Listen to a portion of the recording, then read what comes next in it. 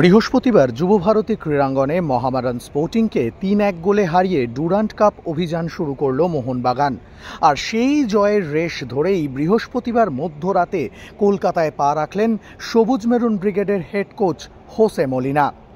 আগে থেকেই জানা ছিল শুক্রবার থেকে মোহনবাগান মাঠে অনুশীলন শুরু হতে চলেছে। ডুরান্ট কাপের পরবর্তী দুটি ম্যাচের আগে দলের দায়িত্ব নেবেন স্প্যানিশ হেড স্যার। তার আগেই বৃহস্পতিবার মধ্যরাতে সদল বলে কলকাতায় পা রাখলেন হোসে মলিনা। হেড কোচ নন, তার সঙ্গে সকল সাপোর্ট স্টাফই কলকাতায় চলে এলেন। ফলে বোঝাই যাচ্ছে ডুরান্ট কাপের পরবর্তী ম্যাচ থেকেই কিন্তু পুরো দমে লড়াইয়ে নেমে পড়বে সবুজ মেরুন ব্রিগেড। বৃহস্পতিবার মধ্যরাতে যখন কলকাতায় পা রাখছেন হোসে মলিনা, ঠিক তারপরেই আগামীকাল সকালে কিন্তু কলকাতায় পা রাখবেন মোহনবাগান রক্ষণের অন্যতম ভরসা টম অলড্রেড।